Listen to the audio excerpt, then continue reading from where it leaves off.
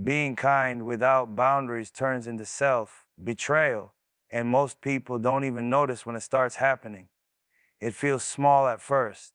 You say yes when your spirit wanted to say no. You stay quiet when something in you needed to speak up. You tell yourself you're being mature, understanding, patient.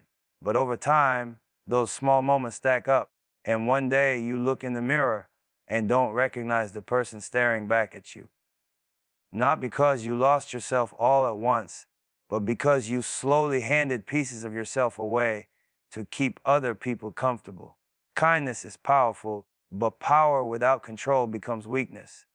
When you give without limits, you teach people that your time, your energy, and your emotions are unlimited too. They stop valuing it because they never had to earn it. They start expecting access instead of appreciating it. And the truth is, people don't respect what comes easy. They respect what has standards attached to it. If you're always available, always forgiving, always understanding, you become predictable. And predictable gets taken for granted. A lot of people grow up believing being good means being quiet, being nice, being agreeable. Especially women are taught that setting boundaries makes them difficult, cold, or selfish. So they swallow discomfort, they ignore red flags, they excuse behavior that would never slide if the roles were reversed. They call it love, loyalty, patience. But deep down, it's fear. Fear of being alone, fear of being judged, fear of being rejected for choosing themselves.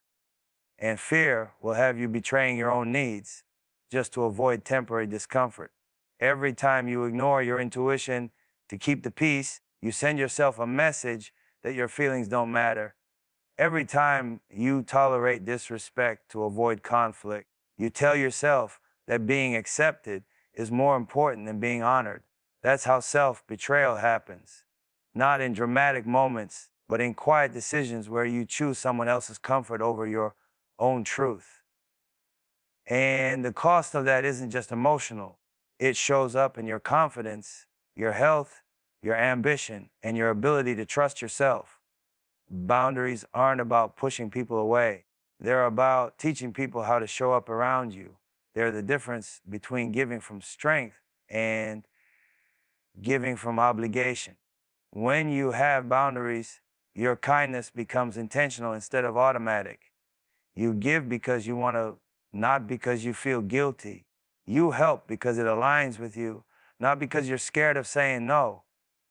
That kind of kindness carries weight. It commands respect. People who benefit from your lack of boundaries will always resist them when you start setting them. They'll say you've changed. They'll say you're acting different. But what they really mean is you're no longer accessible in the same way. You're no longer easy to drain. And that discomfort they feel is proof that the boundary was necessary. Growth isn't comfortable, and neither is self-respect. But both are required if you want to move forward with integrity. There's nothing noble about being drained, overlooked, or undervalued in the name of being kind. Real strength is knowing when to step back. Real maturity is knowing when to walk away. You don't owe everyone access to your energy. You don't owe everyone explanations. And you definitely don't owe loyalty to people who consistently show you they don't respect your limits. When you stop betraying yourself, everything changes. Your words become firmer. Your presence becomes heavier. You move with more clarity and less hesitation. You trust yourself because you know you'll protect yourself. And the right people, the ones who respect you, they don't run from your boundaries. They adjust. They rise to meet them. Kindness with boundaries is not cruelty. It's discipline. It's self-respect. It's choosing long-term peace over short-term approval. And once you understand that, you stop giving pieces of yourself away for free. You start moving with intention. You start valuing your time, your energy, and your voice. And from that place, your kindness stops being a weakness and starts becoming your power. Softness without self-respect invites disrespect. And that's a lesson most people learn late after life already charged them interest. Softness by itself isn't the problem. Being gentle, understanding, and compassionate is a strength. But when that softness isn't backed by standards, it turns into an open door for people who don't know how to treat you right. The world doesn't test you based on what you say you deserve. It tests you based on what you tolerate. When you lead with softness, but don't protect it, people start confusing your kindness for weakness. They push a little further each time. They speak to you however they want. They show up late, give less, and expect more. And because you don't want conflict, you let it slide. You tell yourself it's not that serious. You convince yourself you're being mature. But deep down, something feels off because your spirit knows you're shrinking to make room for behavior that shouldn't be allowed. Self-respect is the backbone of softness. Without it, your compassion has no weight. Anybody can be nice. Anybody can forgive. Anybody can overgive. But it takes strength to say, this doesn't work for me, and stand on it without raising your voice or explaining your pain. When you don't have that strength, people feel it. They sense the lack of boundaries. And human nature is simple. People will go as far as you let them. Disrespect doesn't always show up loud. Sometimes it comes quiet. It comes in being ignored, in being talked over, in your needs being last on the list, in promises made casually and broken without apology. And the reason it keeps happening isn't because you deserve it. It's because you haven't made it clear through your actions that access to you requires respect. A lot of people think demanding respect means becoming cold or aggressive. That's not true. Respect isn't about force. It's about consistency. It's about what you allow once versus what you allow repeatedly.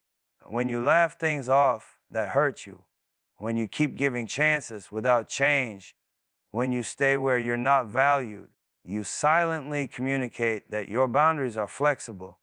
And flexible boundaries are invitations to disrespect.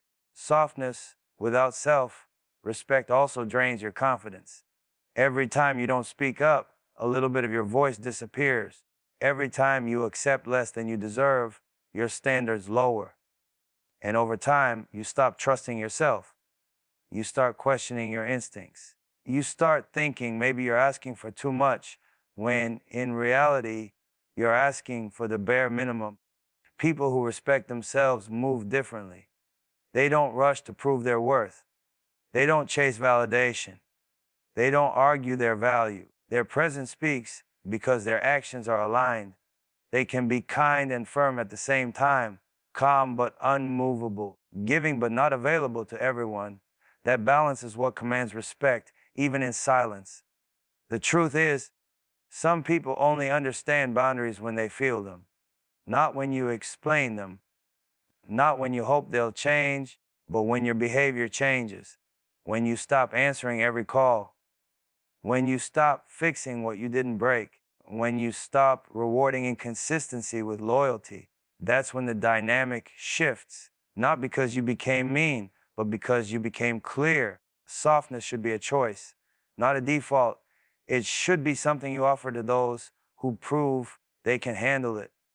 When you give it to everyone, including people who mishandle it, you teach yourself that your emotions are disposable. And once you believe that, others will too. Self-respect is deciding that your peace matters more than being liked, that your dignity matters more than being needed. That walking away is sometimes stronger than holding on.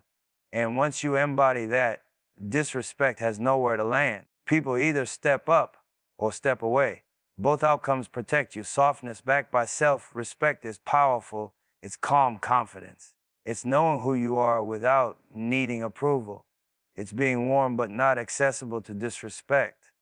And when you reach that place, you don't have to demand better treatment.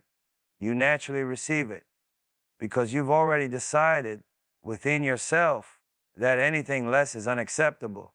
Strength is not aggression, it is clarity and standards. And a lot of people get that twisted because they've only seen power expressed through noise, loud voices, raised tempers, force, control. But real strength doesn't need to announce itself. It doesn't need to intimidate or overpower.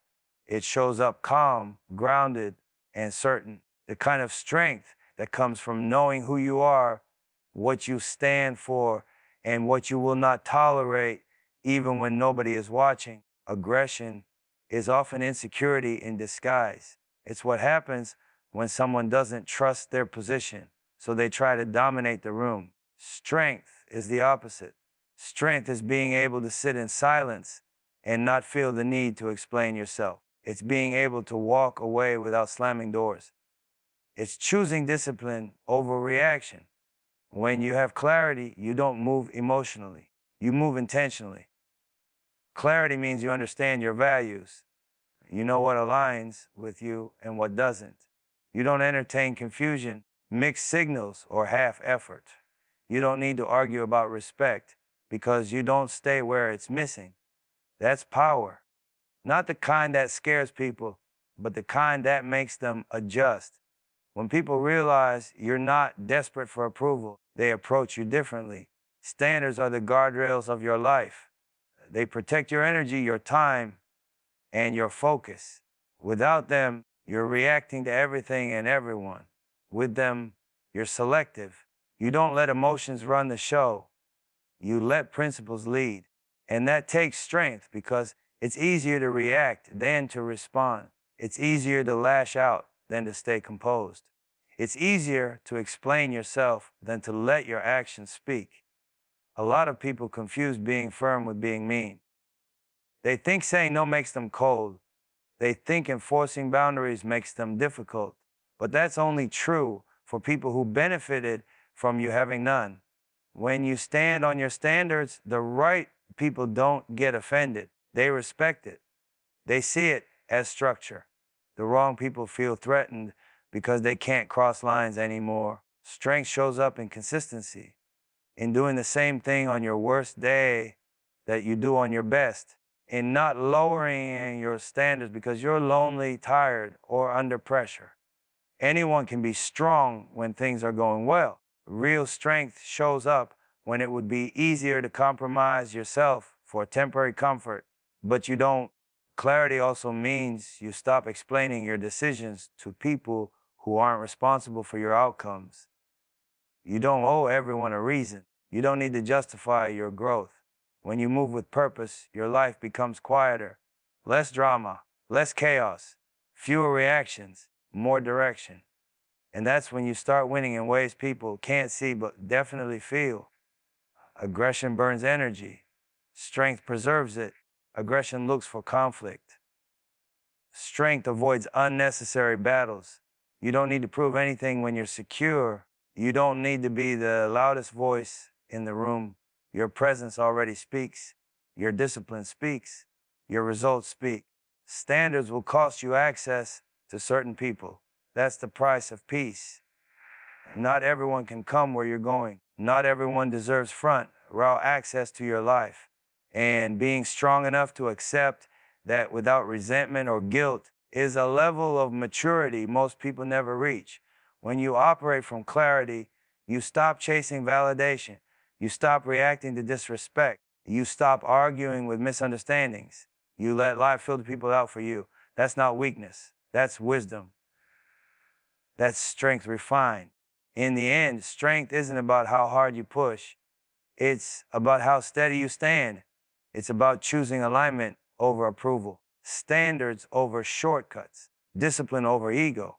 And once you understand that you don't need aggression to feel powerful, you already are. Women are conditioned to overgive and underprotect themselves, and it starts so early that most don't even realize it's programming. From a young age, they're taught to be accommodating, to be polite, to be understanding even when something feels wrong. They're praised for being selfless, for putting others first, for being easy to deal with. And over time, that message sinks deep. Their value becomes tied to how much they can give, how much they can tolerate, how much they can sacrifice without complaining. That conditioning doesn't come from one place. It comes from families, culture, relationships, and expectations that reward silence over self-expression. A woman who gives too much is called loving. A woman who asks for balance is called difficult. So many learn early that protecting themselves risks losing approval, and losing approval feels dangerous. So they choose giving over guarding, even when it costs them. Overgiving becomes a habit. They give time they don't have, energy they haven't replenished, emotional labor nobody acknowledges. They stay up late fixing problems that aren't theirs. They listen, support, forgive, and understand even when no one is doing the same for them. And because they're strong, people assume they can handle it. Strength gets mistaken for unlimited capacity. But what nobody talks about is the quiet damage this creates. When you constantly pour out without protecting yourself, resentment builds, exhaustion settles in, confidence fades. You start feeling invisible, not because you aren't seen, but because you've trained everyone to take without checking in. And the worst part is, you start doing it to yourself too. You ignore your own needs. You downplay your own pain. You convince yourself it's normal to feel depleted. Protecting yourself often looks like staying silent when something crosses a line. It looks like explaining bad behavior away. It looks like staying longer than you should because you don't want to disappoint anyone. It looks like choosing peace on the surface while chaos grows inside. And every time that happens, you teach yourself that your comfort is negotiable. There's a difference between being loving and being unguarded. Love doesn't require self-abandonment. Kindness doesn't mean access without accountability. But when a woman is conditioned to believe her role is to nurture at all costs, she forgets that she deserves care too. She becomes the safe place for everyone else while never having one herself. Protection doesn't mean becoming cold or closed off. It means becoming selective. It means recognizing that not everyone deserves the same level of access. It means understanding that your energy is currency, and spending it wisely is an act of self-respect. When you protect yourself, your giving becomes intentional, not automatic. The moment a woman starts setting boundaries, the resistance comes fast. She's told she's changed, that she's selfish, that she's too much now. But what's really happening is she's no longer operating from obligation. She's no longer available to be drained. And that shift makes people uncomfortable, especially those who benefited from her silence. Relearning self-protection takes strength. It requires unlearning guilt. It requires trusting your instincts again. It requires being okay with disappointing people who never worried about disappointing you. And that's not easy, especially when you've been praised your whole life for being the one who holds everything together. But when a woman starts protecting herself, everything changes. Her presence becomes firmer. Her voice becomes clearer. She stops explaining why she needs space. She stops apologizing for having limits. And the people who truly respect her don't leave. They adjust. They step up. Overgiving without protection is not love. It's survival. And survival mode is not where you're meant to live. You're meant to thrive, to give from fullness, not depletion, to support without self-sacrifice, to be compassionate without being consumed. When women learn to protect themselves as fiercely as they give, they become unstoppable. Their kindness gains power, their softness gains structure, and their lives stop revolving around what everyone else needs and start aligning with who they truly are. Power comes from discipline, self-worth, and emotional control, not from force, noise, or trying to prove something to the world. Real power is internal. It's built quietly, day by day, through the choices you make when nobody is watching. It's the ability to stay focused when distractions are loud, to stay grounded when emotions are pulling you in every direction, and to stay loyal to yourself even when it would be easier to fold. Discipline is the foundation. Without it, talent gets wasted and potential stays locked up. Discipline is doing what needs to be done even when you don't feel like it. It's waking up when you'd rather sleep, walking away when your ego wants to react, staying consistent when motivation fades. Anyone can feel inspired for a moment, Power comes from showing up repeatedly, especially on the days when it feels pointless. That's how momentum is built. That's how confidence becomes real. Self-worth is knowing your value without needing outside validation. It's understanding that your standards are not negotiable just because someone doesn't like them. When you know who you are, you don't chase attention. You don't beg for respect. You don't shrink to fit into spaces that were never meant for you. You move differently because you're not searching for approval. You're aligned with your purpose. A person with self-worth doesn't argue their value. They demonstrate it through their choices. They don't stay where they're disrespected. They don't tolerate inconsistency. They don't invest in situations that drain them. That kind of self-respect changes how people treat you, not because you demand better, but because you no longer accept less. Emotional control is the multiplier. Without it, discipline breaks and self-worth gets tested. Emotions are powerful, but when they're unmanaged, they become liabilities. Reacting in the moment might feel good, but it often costs you position, credibility, and peace. Emotional control isn't suppression. It's awareness. It's knowing what you feel without letting it control your actions. When you master emotional control, you stop giving people power over you. Insults don't shake you. Provocation doesn't pull you out of character. You respond with intention, not impulse. That calmness is intimidating in the best way. People expect reactions. When they don't get one, they realize they can't control you. Power also shows up in patience, in playing the long game, in understanding that not every battle needs your energy. Discipline keeps you focused. Self-worth keeps you grounded. Emotional control keeps you unbothered.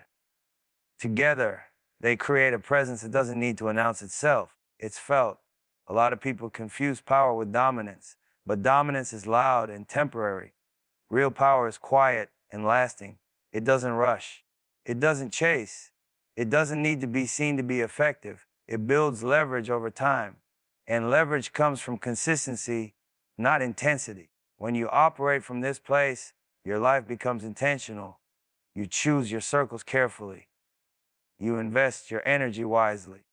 You stop reacting to every distraction and start moving toward real goals. You don't let emotions sabotage progress. You don't let insecurity dictate decisions. This kind of power changes how you walk, how you speak, how you listen. You don't overshare. You don't overexplain. You let your actions do the talking. And the world responds to that. Opportunities open. Respect follows, not because you forced it, but because you earned it. At the end of the day, power isn't something you take from others. It's something you build within yourself. Discipline sharpens you. Self-worth anchors you. Emotional control protects you. And when those three are locked in, nothing outside of you can shake what you've built.